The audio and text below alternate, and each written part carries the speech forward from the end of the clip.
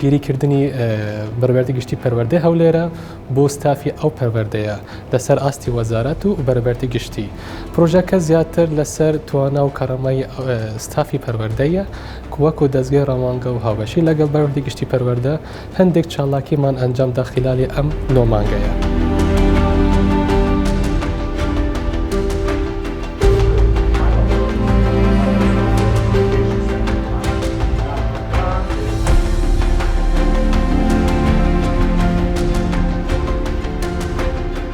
لە دوای ئەمەوە ڕناوەستین بەڵکو پلانی ئێمە پلانێکتر دەست پێکاتەوە ئەگە پرۆژەکەش تاوا بێ بەڵام ڕوانگە هەر بەردەوام بێ لەگەڵ وزارەت و بەڕێوەبەری گشتی پەروەردە. ئێمە لە قۆناغی داهاتووە لەسەر 4 تەوەریشەکەین لەگەڵتانە. ئەویش یەکەمیان ئەوەیە کە لە نووسینی پرۆپۆزەڵەکان بۆ ئەوەی کە بتوانن تەقدیمیکەن بۆ شوێنی تر بەشدارە بین و هاوکارتانە بین و هەتا پرۆپۆزەڵەکان چۆن بنووسرێتەوە.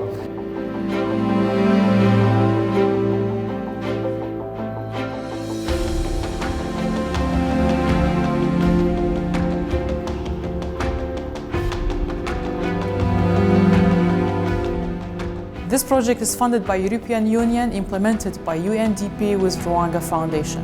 We thank them all for this amazing project.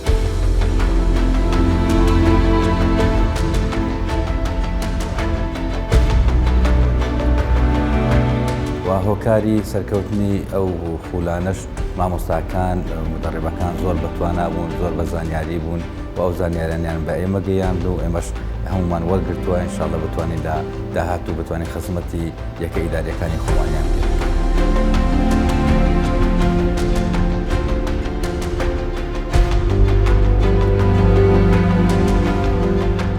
زۆر شت هەبووە پێشتر ئەمنکەوە هیچ شتێکم نەدەزانی لە ناو وەزارەت کەوا دەوام دەکەم من بەڕاستی کە زۆر شت هەبوو ئەساسیاتی فۆرمۆڵە مەسەرەن کە بڵین شتی ڕسمیە کە من لێم نەدەزانی ئێستا لەو خولە زۆر بە جوانی فێر بوویمە.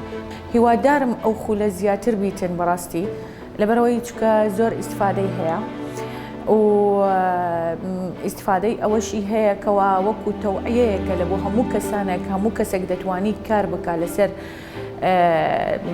ئەوەی کە پێویستە لە دەستگاکان هەمووی هەبیتن کە پێویستە لە بڵێن وەزارەتەکانە یاخود لە فەرمانگەکانە.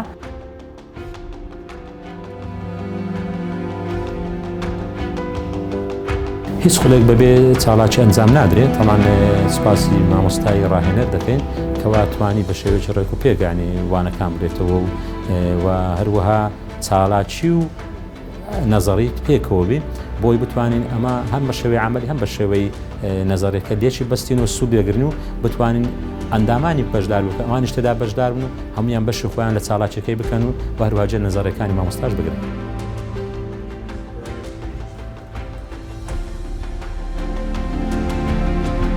کۆرسەکە چەندین بابەتی تیا بوو. بابەتە ڕئیسەکە بریتیبوو لە نێتوەرکینگ و کمیونیکیشن سکیل، بەڵام لەگەڵ ئەوەش وەکو بابەتی سۆشیال سکیلی تیا بوو، بابەتی فەندڕایزینگی تیا بوو، بابەتی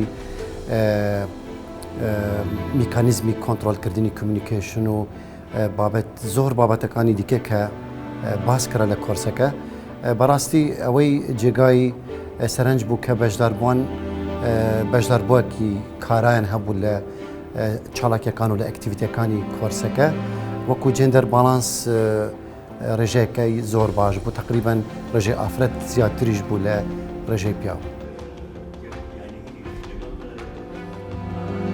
لەم خولەدا توانرا ئیش لەسەر هەردوو لایەن بکرێ، لایەنی تیۆری و لایەنی پراکتیکی.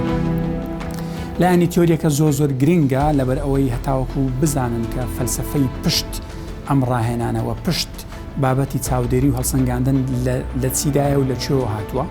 دوو بواری پراکتیکەکەی ئەوە بوو کە ئێمە توانیمان کۆمەڵێک مۆدێل لە مۆدێلەکانی چاودێری و هەڵسەنگاندن دروست بکەین و توانیمان ڕوونی بکەینەوە و هەروەها لەسەر ئاستی جێبەجێکردنیش پراکتیکی بکەین.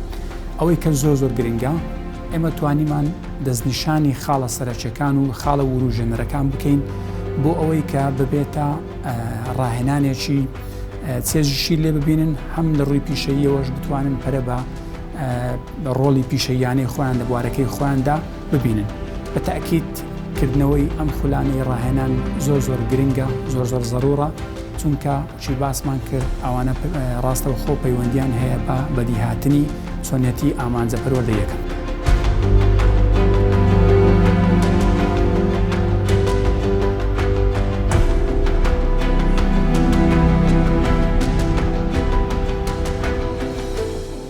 من بەشدار بووم لە 6 هەفتەی خولی ئەو خولەی کە ڕوانگە بۆمانی کردەوە بە سەرپەرشتی UNDP.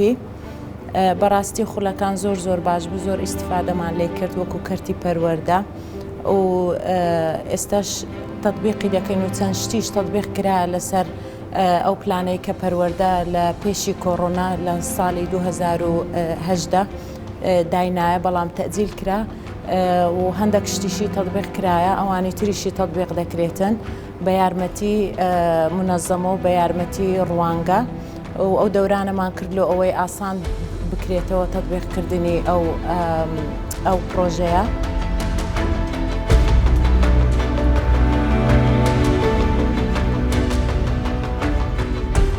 ئەو شێوە خولانە زۆر پێویستە بە تایبەتی بۆ فەرمانبەرانی وەزارەتەکانی سەر بە حکوومەتی هەرێمی کوردستان لەبەر ئەوەی فێرە زۆرێکی نوێ و عالەمی دەبین کە چۆن ئەو پرۆژانە ئەو پلانانە جێبەجێ بکەین.